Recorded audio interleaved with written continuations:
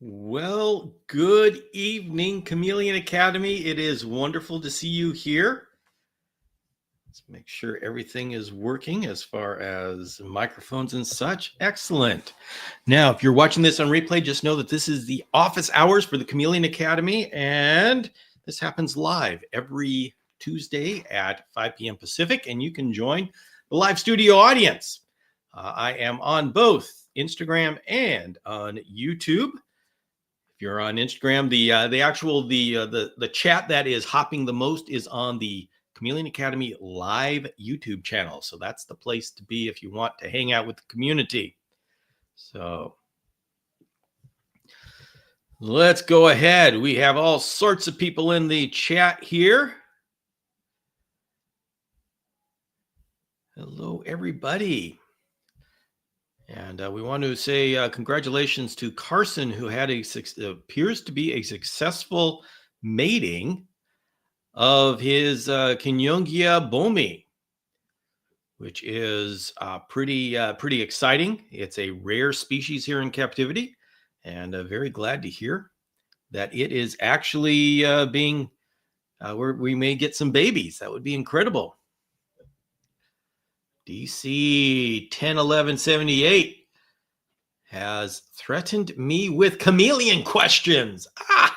Well, that's exactly why we're here. So go ahead, space them out, put them down, and see what we have. Because yes, today is open chameleon mic. It's open chameleon mic. So you just ask whatever questions you want, and I will answer them. These are the Chameleon Academy office hours, meaning whatever you want. I have no, I don't teach anything like on Saturdays, but here it's all you. Hello, Josh Lind. Nancy Doney. Hello. All right. DC 101178 says, what a hard water stain remover for acrylic door of enclosure?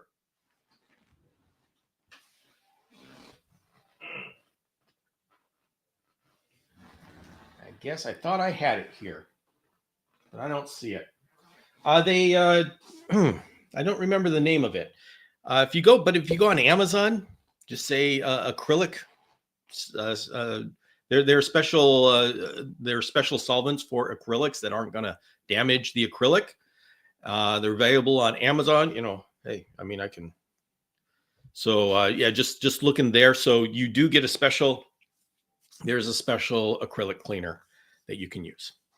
So and that will take care of those hard water spots that you have on acrylic. And you got to be careful when you are working with acrylic. You don't want to scratch it using things like paper towels. So you get a cloth, like a t-shirt, old t-shirt, you can use that. So you're looking for things that are cotton. Wayne Abides is here and says, smash the like. Thank you, Wayne Abides. Yes, everybody smash the like and let the YouTube and Instagram know that this is a great place to be. So, okay, Carson is saying, oh, hey. Oh, that was Annabelle. That's right. Welcome, Annabelle. Oh, very good to see you again.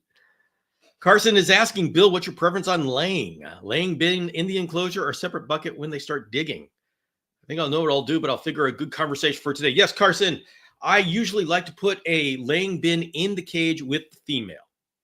And if she doesn't like it and it gets past the point where she just keeps walking around and won't do it, won't lay, then I consider giving her an external, just more options. But I usually put it in the cage. Now, you got to be careful that if you put something in the cage with the chameleon, that you have sufficient drainage in that laying bin, or else it's going to become a soggy mess.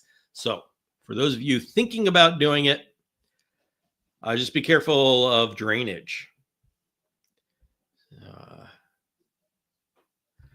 Marcia says, big news in the Ibsen household. Aurora, our female panther, mated with Cuervo a short time ago, went down to her lay bin and laid her eggs today. Congratulations, Marcia Ann. That is wonderful news. We're going to have baby panthers. So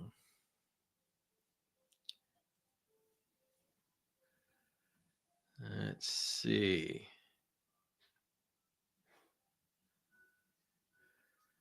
See, Matthew says, "Little Bill, how are you doing? My new veiled after Ramba died. Her name is Betty Boop.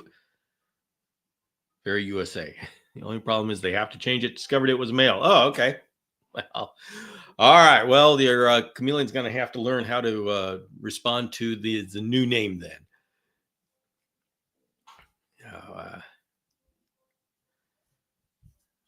All right. Well, I did start the fog in preparation for this episode, but I only started it 5 minutes ago, so there may be a little bit of fog. Spearmint is up in the branch. Wait, yeah, Spearmint's up in the branches. Over this weekend, for some reason, he was down on the bottom again, and I'm not finding a whole lot of isopods, so I think he's hunting the isopods. Bill, you need to write the second book for Pete the Parsons Character Sheet. Ah, yes. Yeah, I got a lot of. Yeah, I do like the idea of the second book, and I do have. I have got it all blocked out actually. Okay, James is now crying because there's no fog. Okay, so that inspires me. I'm going to try it. Gonna try it. All right, everybody, let's see if we get some fog. There's a little bit. Can you see it? Can you see it? There's a little bit. But I tell you, my plants are doing great.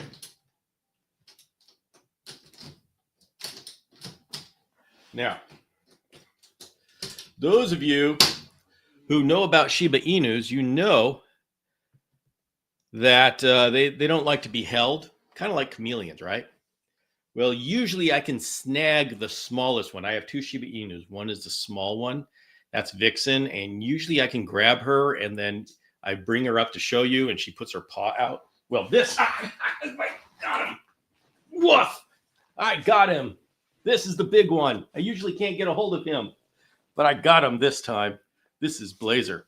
Blazer, what do you think? What do you think? Are you loved? Are you loved? You are loved very much. And he's got that look of, oh, unhand me, you scoundrel. I do not deserve this. There you go. There you go. Ah. What? You are loved. You are loved so much. So, okay, a little tail wag. So I am forgiven. He thinks I'm playing now. So, James says, you could tell he doesn't want to be held. No, Shiba Inus do not like to be held. They're saying, this is horrible. Big baby. So, yes, he is. He's our handsome boy. So, oh, Tony C. caught a praying mantis today. Twinkie had a good lunch. Love it. So, all right. So, we are opened to whatever questions come up. And I want to tell you all, okay, remember the content calendar we've got. And I'm just going to talk about stuff. Interrupt me with questions because this is really for you guys to ask questions. But we're going to be with the content calendar. Remember, tomorrow morning at 5 a.m. Pacific, we are going to have a video. Yay! An actual video on the other YouTube channel, the other Chameleon Academy YouTube channel. So remember, this is the live channel. I have a normal video channel called Chameleon Academy. This is Chameleon Academy Live. So on the other channel, I'm going to put that as a link. I'm going to put a link into the YouTube. Onto the YouTube because Instagram doesn't let me put links. They don't like links. Instagram is kind of a persnickety type app. So, Anyway, there we go. Get shareable link. All right, everybody. So it's in the link is in It's in the chat on YouTube. It is tomorrow at 5 a.m. Pacific. That is the first showing. Obviously, it can be seen anytime after that. But at 5 a.m. Pacific, we're going to be in the chat. We're going to be hanging out just for the first showing. There is a live chat, and we like to get up early and start our day with coffee and chameleons and hang out with each other. And so that video is tomorrow morning at 5 a.m. And that's what we're going to be. We're going to be working on doing. That's my new content calendar. So let's see if I can maintain this schedule of Wednesday morning videos. So Steve Hefner says 8 a.m. my time. Yes, for those of you on the East Coast, it's 8 a.m. So you don't have to get up. For me here on the West Coast, it's still dark at 5 a.m. And actually, I love it. I love it when it's dark like that. And we're starting. You see, in California, we're starting to get a little bit of cool weather, but in the September-October timeframe, it goes back and forth between heat and cold. So we really don't get cool weather until November and then December. And then in December, all of a sudden it gets really cold. So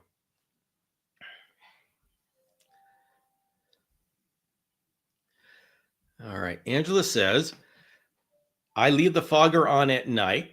It's in low and a timer goes off early morning before misters come on. My question is, when fogger is on, you can't see nothing. It comes out, but is it too much? Okay. I'm not sure what that question is asking. When the fogger is on, you can't see nothing. It comes out, but is it too much? I don't think it's too much. If generally speaking, the foggers that we have have a real hard time being too much. If you've got them in an adult size cage, our fogger, unless you're starting to use one of those House of Hydro foggers where you make your own and they're just 12, you're just making enough fog to fill a room. Okay, so there, yeah, you've got to be careful. But for the commercial foggers that we have, like the Exoterra fogger or these ones off of Amazon, it's really, really hard in an adult size cage to overfog. In a baby cage, yeah, you can do it. But in an adult size cage, especially if you've got screen at the bottom here, it can't be too much because it just flows out the bottom. Even in this one, I actually put a block here on most of the bottom so I could keep more stuff in. So says it's a lot of fog in the enclosure. Well, really, you make that judgment. If there is too much, I'm okay with pea soup fog inside of my enclosures. The real problem with fog is when it becomes a draft on the Chameleon and you get this cold air blowing. But if it's just filling up, it shouldn't be an issue, especially if you have ventilation and it just slowly leaks out. It should be fine.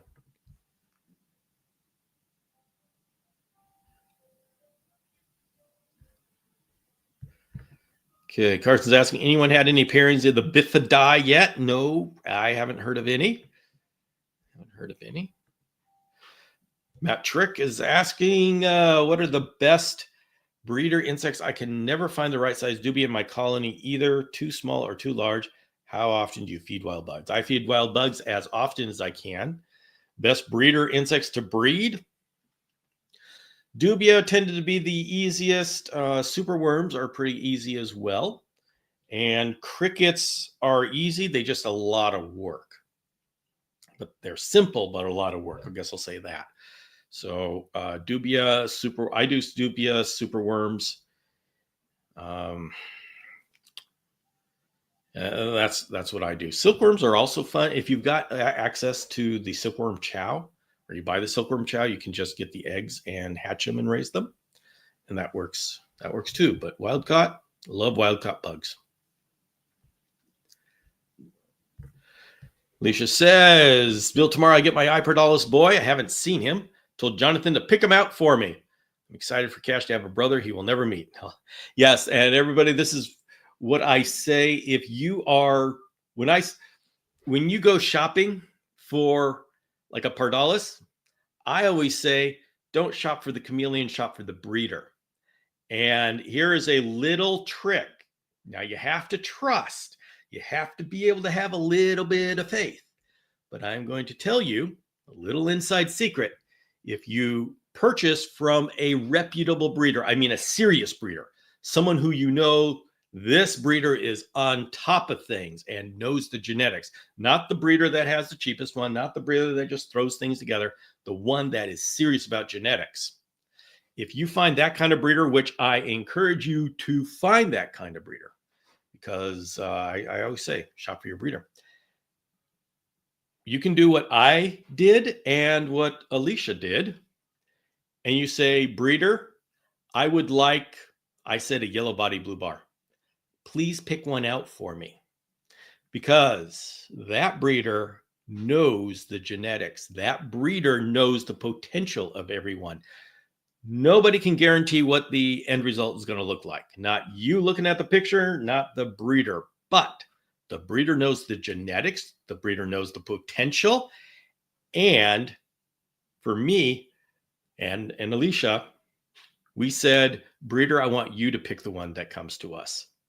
And that's a little hint, because usually you will get a very good one because the breeder knows what has gone into that chameleon.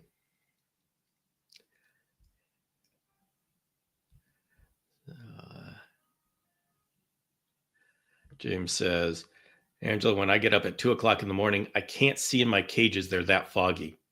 Yep, that's a good fog.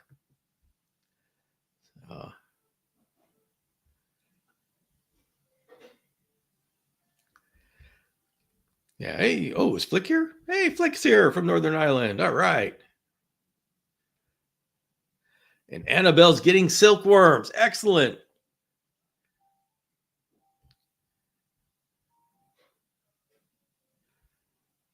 All right.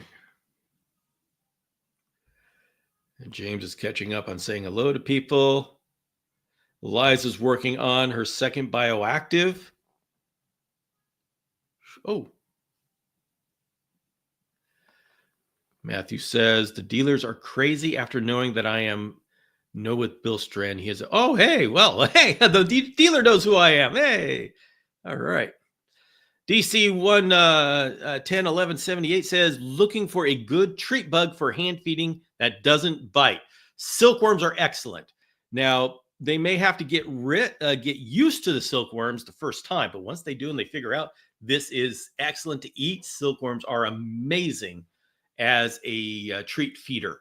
So I would, that would be my first choice.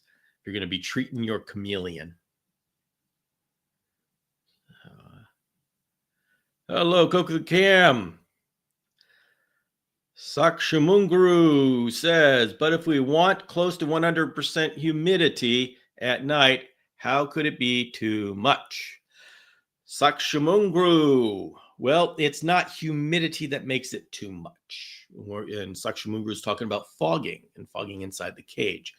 What becomes too much is often in captivity, we hold the fog in by decreasing the ventilation.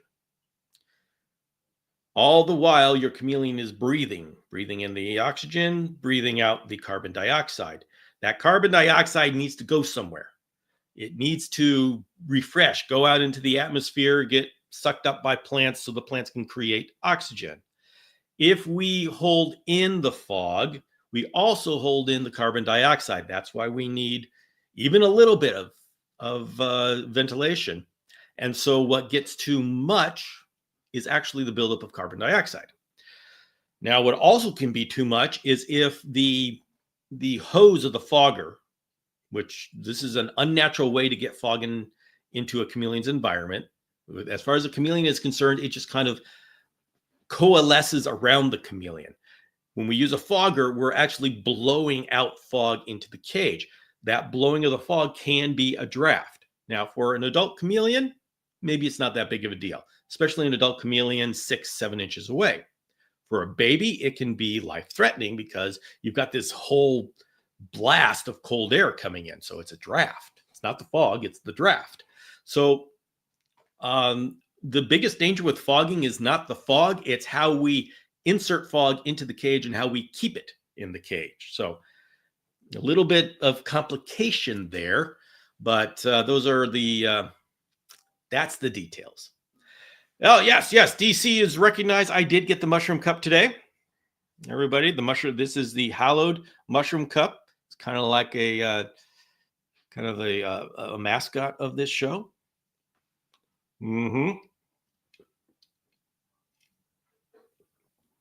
Hey, Tutorial Tom is here.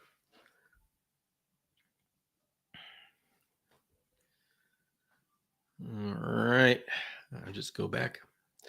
Bill, why can we not get silkworms all year? Have gone into breeding honeyworms or waxworms. I don't know why we can't get silkworms all year.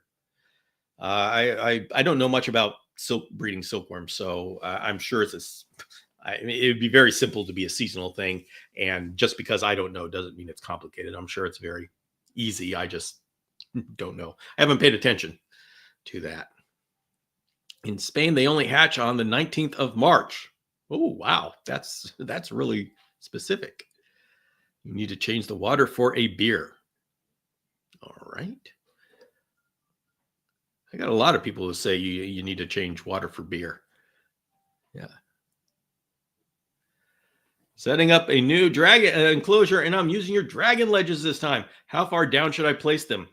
A very easy way to place dragon ledges is you've got 2 for each side. You just cut the cage in thirds. Now, I usually actually like to move them up a little bit. Here's the thing. It really doesn't matter where you place them. If you're going to, all you have to do is place them about 1.5 feet, 18 inches apart, and you put thick branches, vertical branches across them, and you lash the thick vertical branch to each of the dragon ledges. And so you create a hashtag type pattern, and it's incredibly strong. So that's the way you take dragon ledges, and you increase the strength dramatically by putting 2 vertical branches. And so the dragon ledges actually work together. And when you have those vertical branches, they can be the entire height of the cage, and you can get zip tie branches and potted plants and all sorts of things to those structural branches. So it really doesn't matter how you do it as long as you use that vertical branch strategy.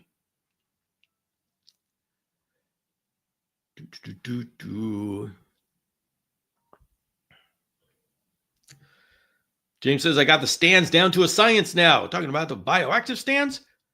I love those things. I love those things so much.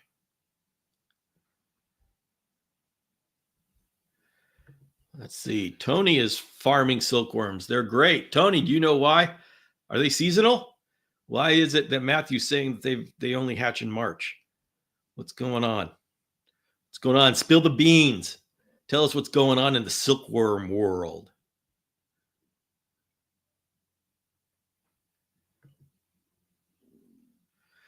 Carson saying, Bill, how do you simulate wet seasons when doing bioactive enclosures? Seems like it would overwhelm the drainage layer.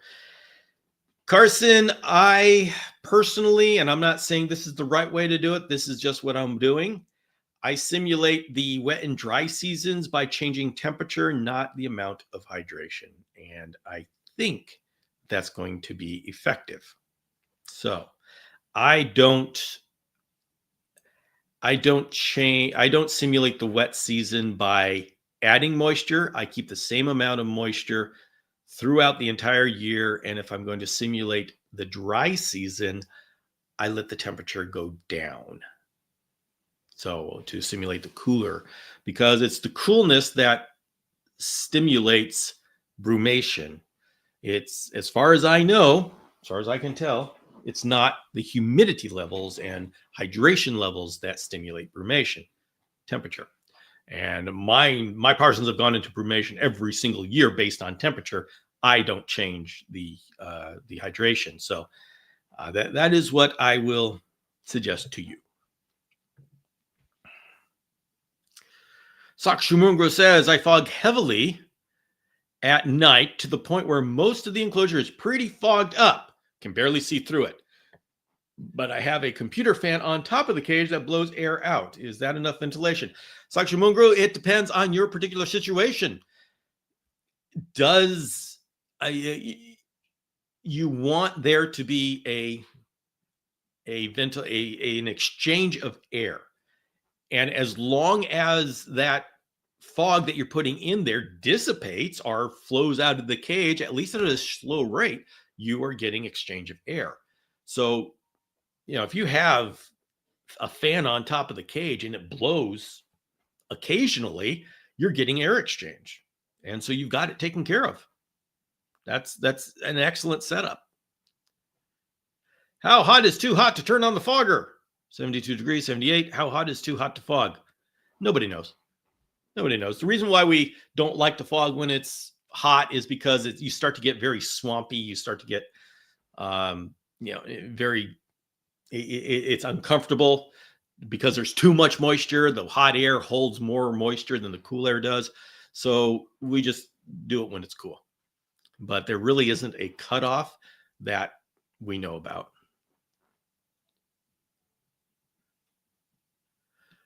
Hello, A. Rademacher. Quack Me Up Baby says, I have a 3-month-old veiled that I just got. Congratulations. I have been misting 2 times a day. Should I get a dripper? I'd rather you get a fogger and fog during the night. You can get a dripper. The question is, do you need a dripper? Is misting 2 times a day, is that sufficient for hydration? Take a look at the poops. Take a look at the behavior. If the poop is moist, then you've got enough hydration. If you look at the behavior, are they drinking the second time you missed? Then maybe you do need more. And it's simple to try. Just get a party cup and put a little pinhole at the bottom, and you'll get a little drip. And then you can just see if they need that extra hydration. And so just test to see if they need it. If they need it, give it to them. But me, I'd prefer to fog at night. So, all right. Sexual Moon Guru says, yes, I see fog getting blown outside by the fan. All right. Then you got yourself some ventilation. Congratulations. That's what we want. All right. Two Turtle Tom says, it's all about the food availability with silkworms. The mulberry leaves are much more readily available in the summer. We're trying to figure out why silkworms are seasonal, and their food being seasonal sounds like a real good reason. Okay. Quack Me Up Baby. Does your page have fogger recommendations? Yeah, it does. I haven't updated it lately, but it does. Some of it's probably good. I've been using the Exoterra fogger. They call it a humidifier, but it's an Exoterra fogger, and I really like it. So that's something that I can pass on. So Angela says, love your cages and ledges, Bill. I am glad. Thank you. Thank you. Oh boy. Marcia Ann got her new multicolor 3D printer arriving yesterday. Talk about cool. We can, I just can't wait to see what you make of it. Everybody, Marcia Ann is the one who makes the Neymar's feeder cups that you see in the cage behind me. So when she gets a hold of a 3D printer, you can be sure we're going to get some cool stuff out of it.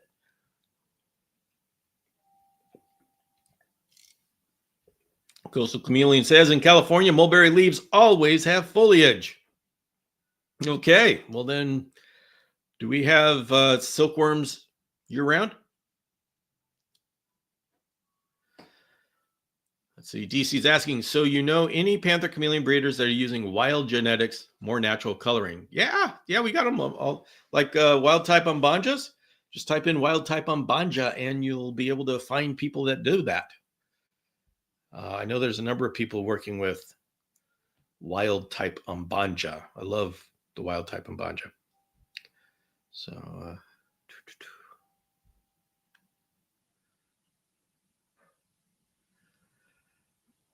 let's see.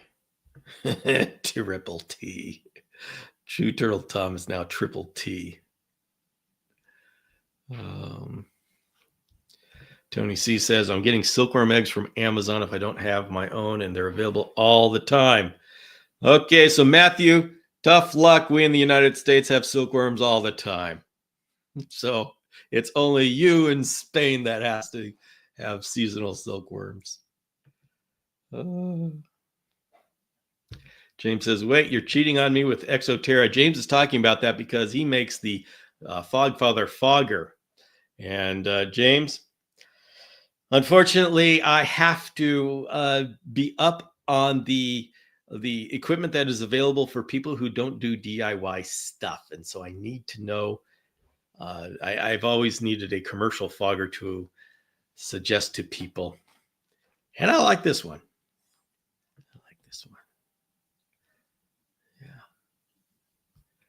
It's mutiny, you guys. I can't believe Bill's using that. Okay. All right. We've got problems here. We have discontentment in the community. Oh, great. Oh, great. My community is unionizing. They don't like it when I'm using other foggers. Oh, Marcia Ann says my fogger is based on the one and only Fogfather Fogger. All right, so this is how it starts, everybody. This is the start of the end for me. I'm in trouble now. Eliza Ann is gathering the pitchforks. I may have to do a Parsons Care Guide to distract them. Oh boy, looks like I'm getting company. No, everybody, the best fogger is the Fogfather Fogger, the one made with the fogging elements from the House of Hydro. But if you're not good at DIY, a far second, I mean a second, but oh, so far away is the Exoterra Fogger. They call it a humidifier. I'm trying to save myself here. DC says, I'm in California. Weather permitting, I've been putting my panther chameleon into a dwarf tree during the day for some daylight, sunshine outside, but he doesn't seem to like it. You got to be careful. He may not feel safe in that tree for whatever reason. And also be careful because you got falcons and stuff like that that could take away a chameleon. And it's happened before. So, yeah, DC, he may not realize it's a safe tree. He may feel vulnerable in that tree. Usually when we put a chameleon out in a tree, we put the tree out in the middle of the yard. It's a little tree, so we can reach them. It's out in the middle of the yard. And so they actually feel very exposed. And so a lot of times chameleons don't like that.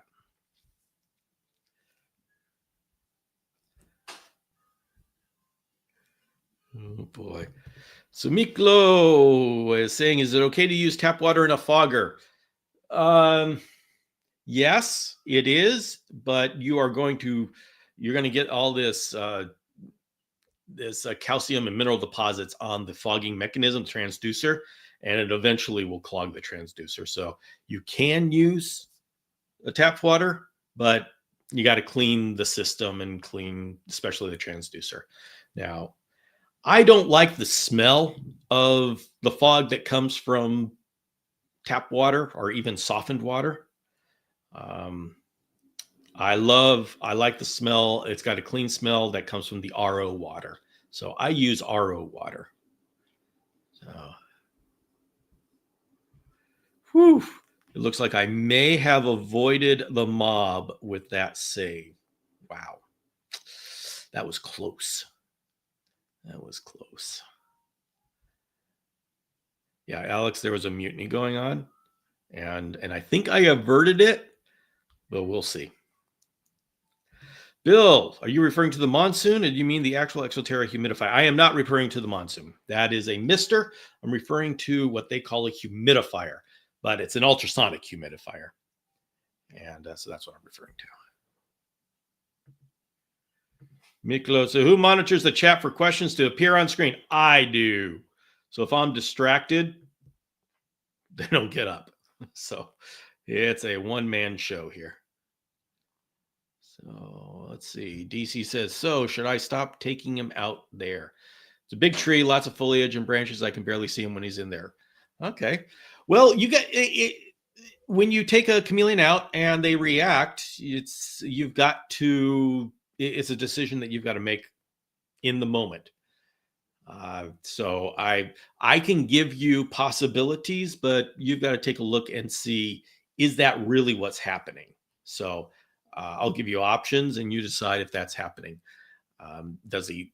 If he can get into the tree and hide, but he's not, then he may just be flattening himself and soaking up the sun. So if he has the option to hide and he's not hiding, then it may be something else. So let's see.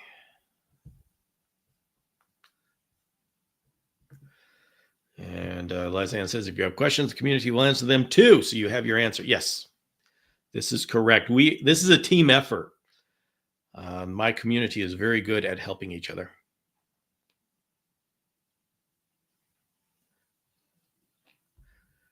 And Angela says, then they are fast. Don't let them fool you. They be gone. Yes, chameleons will be gone.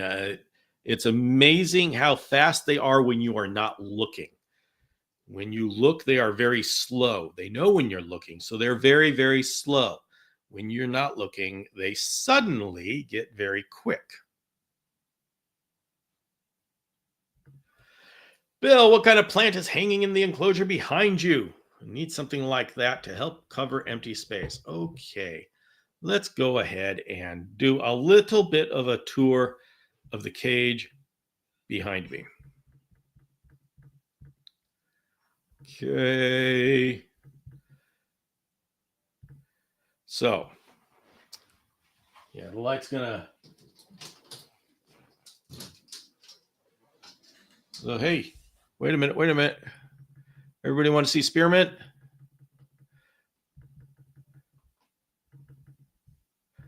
Let's see if we can get the camera to not be overloaded by the. There we go. There you can see spearmint. So let's see.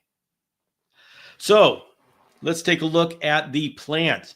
So first of all, up there I have at the top, this is a Pothos Enjoy.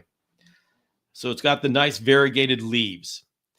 In the back is a Black Pagoda lipstick plant. So I'll get some color when the flowers come in. And this guy right here in the middle is a Ficus repens, also called a creeping fig. Now, the thing about the creeping fig is that it is very sensitive to being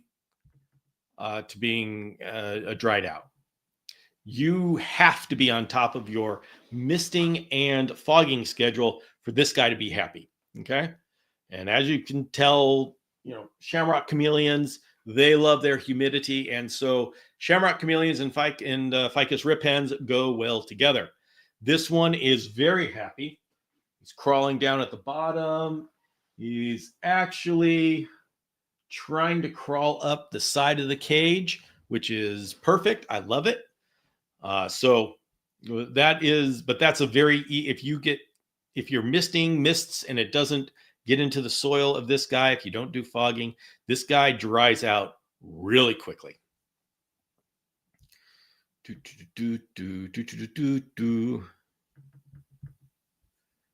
right.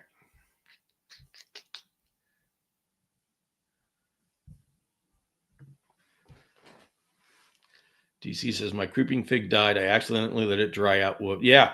Yeah. You let it dry out once, boom, it's gone. So, yeah. Anybody who knows plants and chameleon cages looks at that and says, wow, that's pretty impressive. I look at that and I say, wow, it's pretty impressive considering how many times I've lost my creeping fig because it just got too dry. That's life. Yeah, talking about how fast chameleons can run. James has a Parsons who can make it to a big tree in 3.5 seconds. Yeah, they can go quick. So,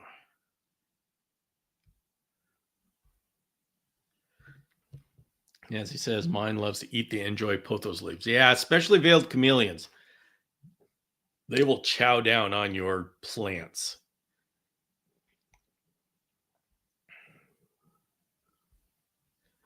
Bill, Nancy got a bunch of babies. What? What do you mean? What do you want? Well, what do you mean? What babies, Nancy? What babies? We need to know. Lester says, I want to say how much I appreciate you and what you do for the chameleon community. I listen to your podcasts and live shows as bedtime stories. Hey, thanks for all the information and being so cool. Oh, I love it. Bedtime stories. I love it. Yeah. Nancy says, I got 5 veiled babies. Oh, boy. You are in for a fun time. But 5 is manageable. 50 is not manageable. 5 is manageable. You're going to have a good time with 5. So, Sakshumungo says, just made another cage to get another baby soon. Use 2 big, nice, variegated pothos to start filling it up. That'll do it. Hopefully it covers 3/4 of the cage before the November when I get them. All right. That's a good plan. That is a plan. Nancy's friend laid eggs, had a chameleon lay eggs, and she woke up to 5 babies.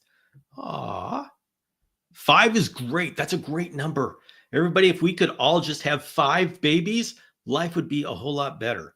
But no, we get like 30 babies out. Ah.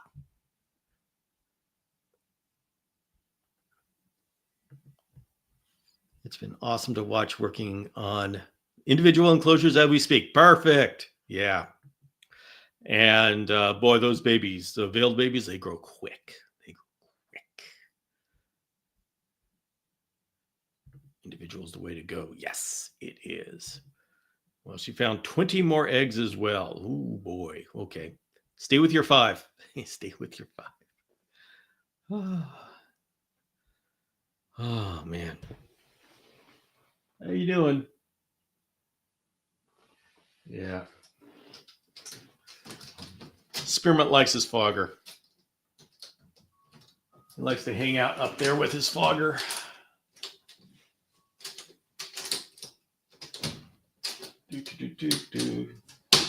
There we go.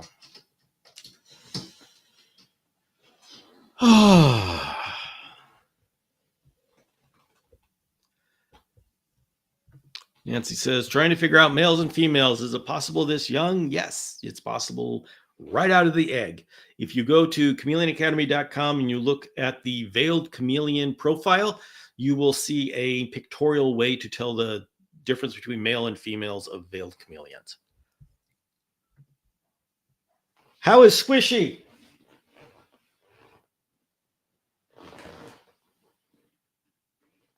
I don't know. I see him every now and then. He's getting bigger and he's eating, but I can't find him right now.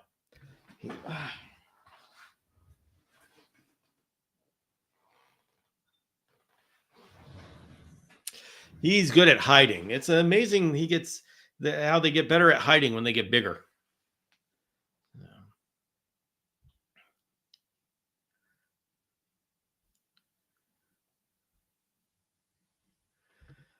Now that we've seen the top of your cage, Bill, what's it sitting on? Well, of course, everybody. We got to show you what it's sitting on. That down there, we'll go down just a little bit further so you can see the drainage bucket down there, which I still haven't emptied. That is the 2x2 Crosscuts bioactive stand that our very own James Cross makes. I love this stand. It gives me 4 3/4 inches of soil depth, active drainage, and my alocasia is doing great in there. So, yep, I always love that. And I'm actually building 2 more of these.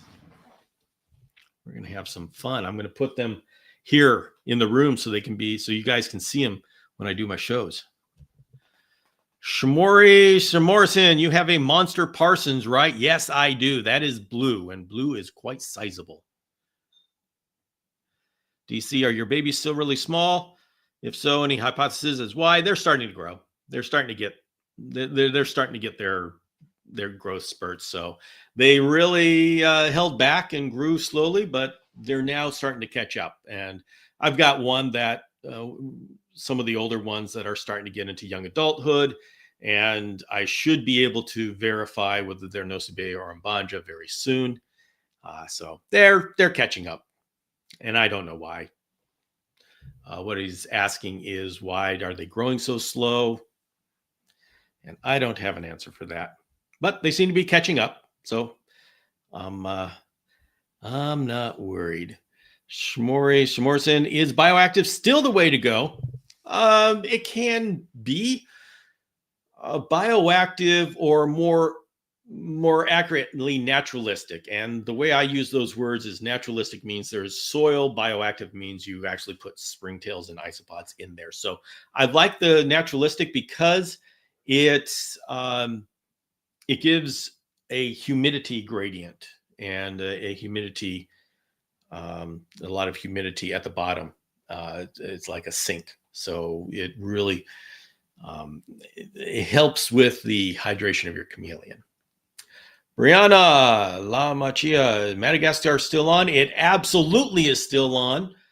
But there are some spaces that have been opened up because of a medical condition, and so if you're interested, email me at bill@chameleonacademy.com. So, Lester says, I had 16 carpet chameleon eggs incubating since January, down to 2. Oh, must have molded. The last 2 don't seem to have any life in them. Translucent yellow. Are there any babies inside? Probably not. Translucent yellow is not a healthy color for eggs. Now, I never stop incubating eggs until they actually mold over. But translucent yellow is not a happy color.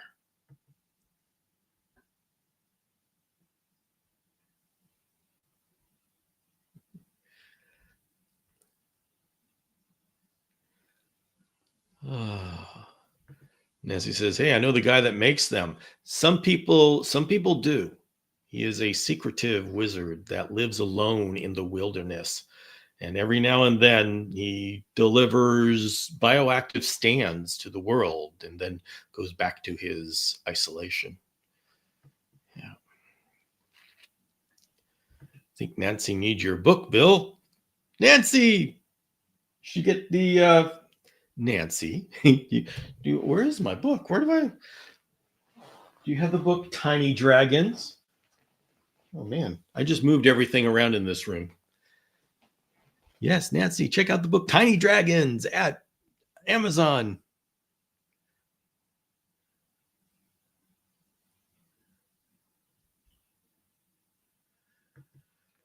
Hey, Bill, how is that wood tray holding up? We need to make sure we rub that in Sean's face tomorrow on the show. Are you talking about this one right here? It's working. Of course it's working. Why would it not work? Shimorison, is that water you are drinking? Yeah, that would be quite the vodka or gin, right? So yes, it's water I'm drinking. So boy, yeah, that would be a lot if it was something else.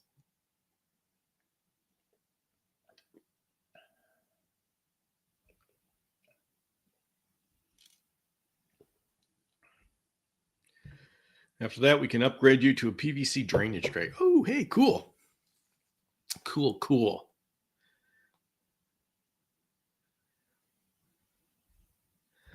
I miss Sean. What a funny guy. Yeah, well, I guess we can get him Wednesday nights. Or moonshine. That's right. From the still in back. This is the Chameleon moonshine. No, you don't want.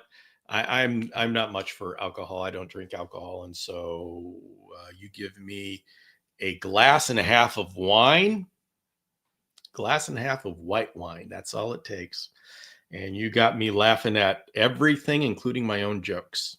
So, just warning you. Just warning you.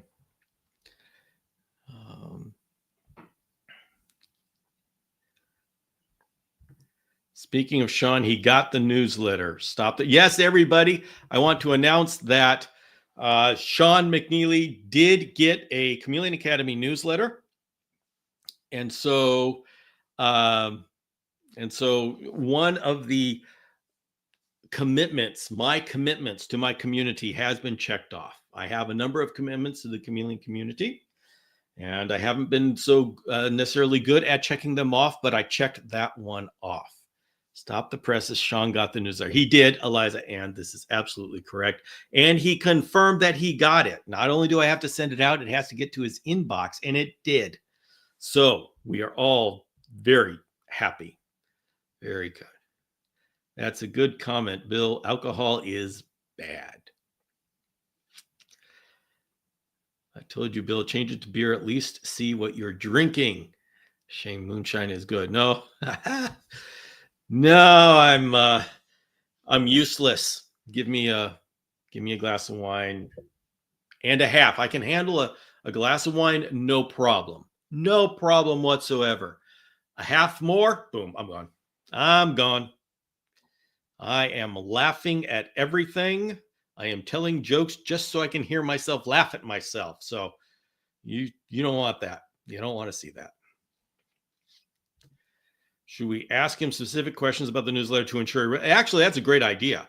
Tomorrow on the show, I think we should all have quiz questions. So anybody going to the Reptile Show Reporter tomorrow night, read your Chameleon Academy newsletter and come with questions from the newsletter to make sure that Sean read it. Okay, I fulfilled my end of the bargain. Now he's got to read it. So I think that's a great idea, Eliza, and we're going to do that. We're going to do that. So, yeah, Flick got the newsletter yesterday. Glad to hear it. Glad to hear everybody got the newsletter there. I got some great video. Oh my goodness. Yes. Apparently James Cross did get a blackmail video about me. So you may at some point in the future. See, what happened is I had to get some dental surgery. So they put me under, and apparently when I came out of it, I apparently sent James some videos. I'm not sure why I sent James. I was talking to James, but for some reason I sent James videos, and he let me know that I had done this. And I told him, no, I didn't. I didn't send anybody anything. I checked the logs. Apparently I did. And I sent things to my daughter and sent things to James. So me and Yvette, I guess we're having a grand old time, or else I was having a grand old time apparently. And so yeah, there may be some crazy stuff out there. I don't know. So all right. Hold on. Here's the car. You know what? I got nothing to hide. Oh. Yvette had to take the phone from him. I guess so. Oh boy. All right.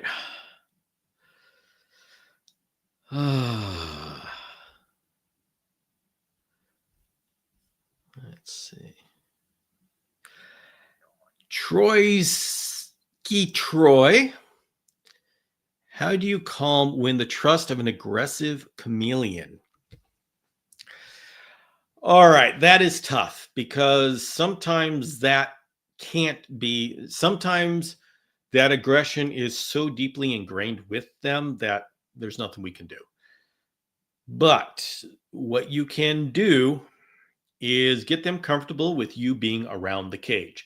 Essentially, have their number one, have their cage, they've got to feel secure. So have their cage high up so they can perch looking down on you, and and lots of hiding places in the cage. And what you do, like what you can do, is put your desk and so you sit in front of the cage and quietly do something in front of the cage. Work, read, relax, whatever.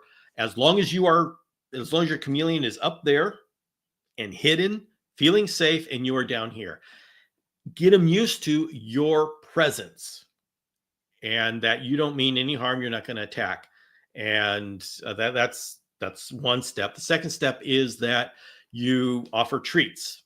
So you go in, you offer a treat from your hand, and eventually, and if they don't take it, well, then you can take it back. But once they start taking it from your hand, they start to learn that you don't mean anything bad. But you got to make sure that you don't try to hold them. You don't try to do anything. They need to know that all you are is giving to them. You're not going to require anything from them. And it's just a slow process. You just keep that up and make sure everything about you says, I'm good. We're good. I don't require anything from you. I only give. And it just takes a lot of time, especially on chameleons. They learn, most of them don't learn quickly, and they take a while. So good luck with that. Dentist must have given you a glass and a half of wine, but that was the only time I've ever been put down. I have never been sedated during surgery, never had surgery before. So I guess this is the first time. And oh my goodness, it's like they were just doing stuff. And all of a sudden I woke up again and it was all done. It's like, what the heck? So yeah, it was quicker than a glass and a half of wine. Oof. So it was a whole bottle. Boy, it was better than a bottle of wine. Oh my goodness. Like I instantly blacked out and then it was done. Wow. It was amazing. So, all right, everybody, it's coming down to the end of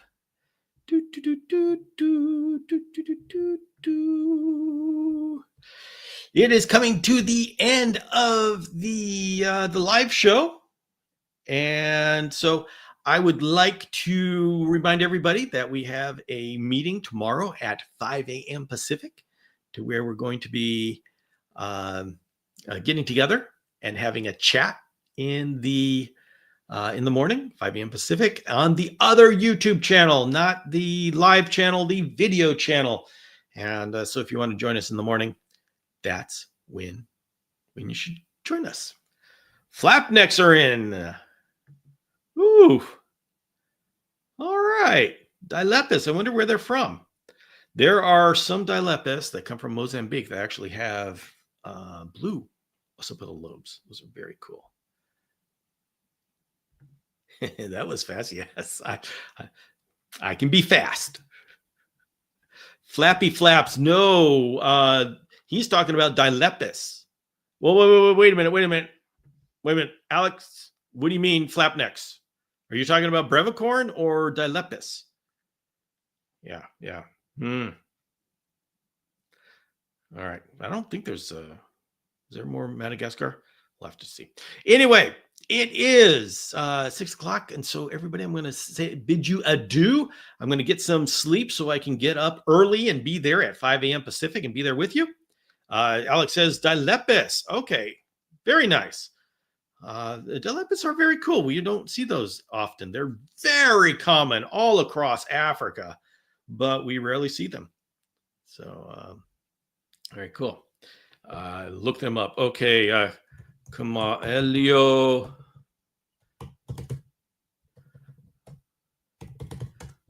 Lepis. Okay, Eliza, and I put the name in the chat, so you can find that. So anyway, everybody, thank you for making Tuesday night a wonderful night, and I will see you tomorrow morning.